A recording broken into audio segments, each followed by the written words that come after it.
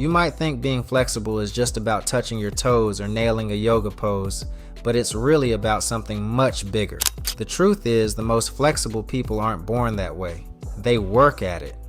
And their secret isn't just stretching more. It's about how they move, recover, and even think about their joints every day. That's what I'll be breaking down today. As we get older, the tissues that hold our joints together, our tendons, ligaments, and fascia, begin to lose elasticity. Studies show that shoulder and hip flexibility decline by about 6 degrees per decade after age 55. It doesn't sound like much, but that small loss adds up fast.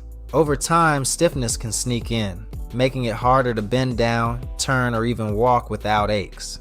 But you can change this story. The people who stay flexible well into their 60s, 70s, and beyond aren't lucky.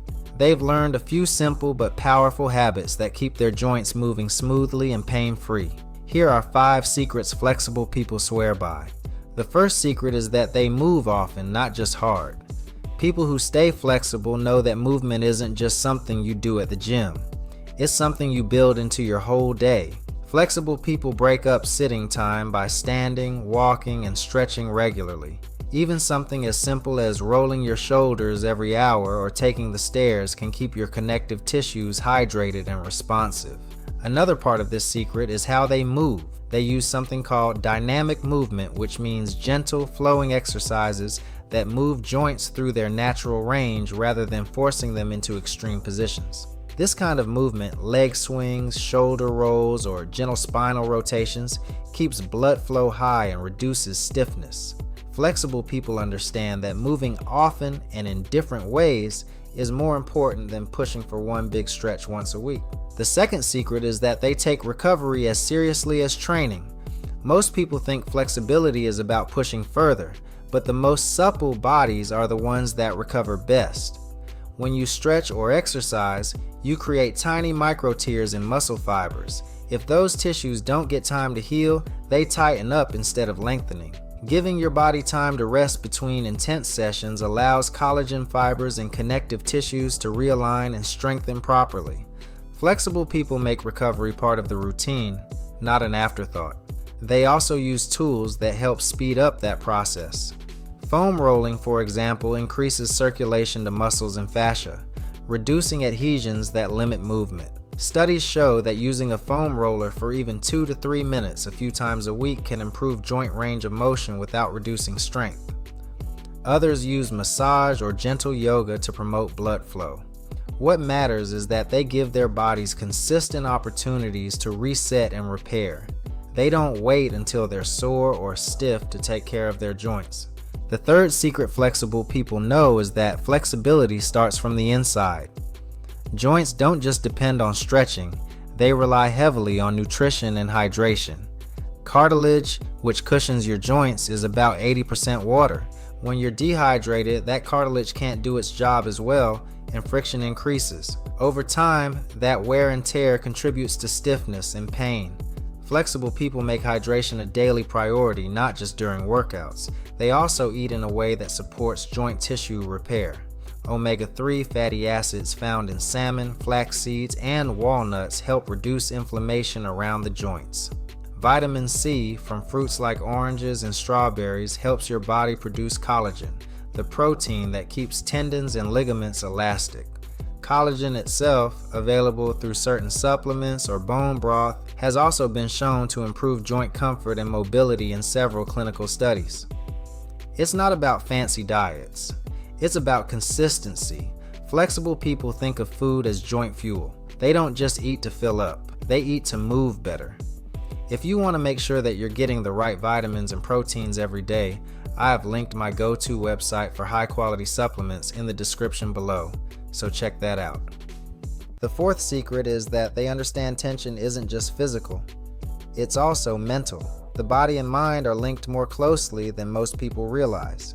When you're stressed, your body produces cortisol, a hormone that can make muscles tense and less responsive to stretching. Over time, chronic tension makes connective tissues stiffen. People who practice relaxation techniques like deep breathing, yoga, or mindfulness have lower baseline muscle tension and better flexibility. It doesn't have to be a full yoga session. Sometimes it's 5 minutes of slow breathing, a walk outside, or even stretching in silence before bed. What matters is that they create a signal for their bodies to release tension. Flexibility is as much about the nervous system as it is about the muscles. The fifth secret is that flexible people move with intention. They don't just go through the motions. Every movement they make is controlled and aware. That awareness keeps their joints safe and helps them progress over time. One of the biggest causes of injury during stretching is moving too fast or pushing too hard, which triggers a protective reflex that tightens muscles instead of lengthening them.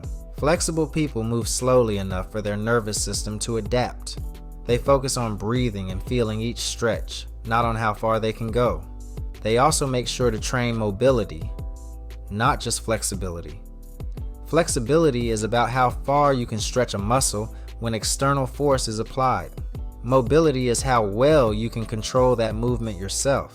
Someone who can drop into a deep squat but can't hold it without falling isn't truly mobile. To train mobility, flexible people use active movements that strengthen the muscles through a full range. For example, lifting your leg up and holding it instead of pulling it up with your hand. This active approach keeps joints stable and usable in everyday life. Another thing they do differently is listen to their bodies. When something feels tight, they don't just force it open. They ask why it's tight. Sometimes a stiff hamstring isn't the problem, it's the symptom of weak glutes or tight hips. When one muscle group is weak, another often overworks to compensate, creating tension in unexpected places. Flexible people pay attention to those signals. They correct imbalances instead of chasing temporary relief. What separates flexible people from everyone else isn't age or even genetics.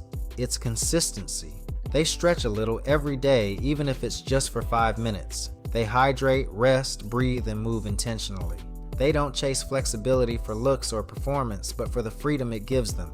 The freedom to reach, to turn, to walk without pain, and to keep doing the things they love. So start small today. Roll your shoulders while you wait for the kettle to boil. Do a few hip circles before bed. Take a deep breath and let your body unclench for a moment. Those tiny moments are where real flexibility begins, because the people who move well later in life are the ones who move often now. Which of these secrets do you think will make the biggest difference to your flexibility? Let me know in the comments below, and don't forget to like and subscribe while you're there.